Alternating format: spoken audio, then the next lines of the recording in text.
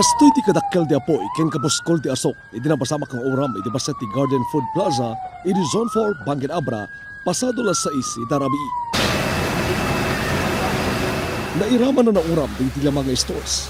Pakairamanan dito yan, idi talo panganan. May isa bakanteng stall, ken basa ti paglakwan ti empanada. Namuan na nakarikepet, idi panganan, idi mapasamak ti oram.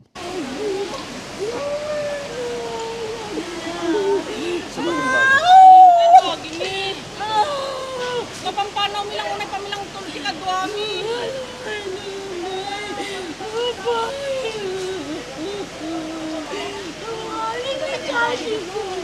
Chachi. Ay, yan na tama. Ay, kapampanaw milang unay pamilang tulsi kadwami. Andiyan tinakasaksak yung mga yun eh. Andiyan tinakasaksak. Dati niya lang kuwasa rep ni. Rep yun. So napagadayo pa ila kuryente tayo. Da kuryente tipin manaw kayo.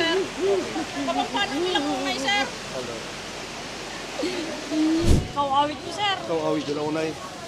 Paano minutes around? Mga 20 minutes na siguro, sir. Okay. Tapos nakamuan yun. Tawag ni Ma'am Chad, sir. Andiyan tinakasaksak dito yung location mo.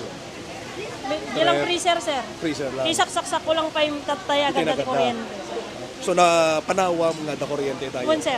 Yung nabayagak pala ito, sir, nga, tatadar tatay ta makinin nangawak ka rin dito dati banger. Kumawan pa lang mati, apoy tatay, Awan mo sir. tayo. Mano years kayo dito yun?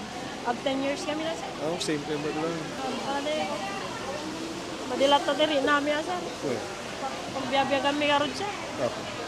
Iti batog dagiti na oram, kadi iti pwesto iti pagtunuan ti barbecue, ken nakita da, ang nagtaon iti panganan ti oram. Madama kami nga lalako tatay sir kutwa DJ na agin nangaw da pay lang mo sir di kwan nakita da lang nga nag-spark kita yan ti pwesto ni Karen Karinderya di kwan bigla na tanga din makati apoy tapos adamat DJ ni so ko nga kuha isuda nga tat nagayab ti bomberon so DJ ti nagruganan na nga kuan ko ti agawa mi mut sir nga madama kami naglalako ti barbecue hang kami malaki din nairaman ang pasel inakas mi amin nga lako mi sir ata baka nga rod makuha mo ti kuryente malamang kami so binagkat mi amin nga lako mi singinyawi doon so nga napaspas sir tilati kwa apoy so nga sige dapay nga na ganun nairaman dito buenas nga karinderya kauawid na pay sir nga kauray DJ Karen Karinderya kauawid na pay laeng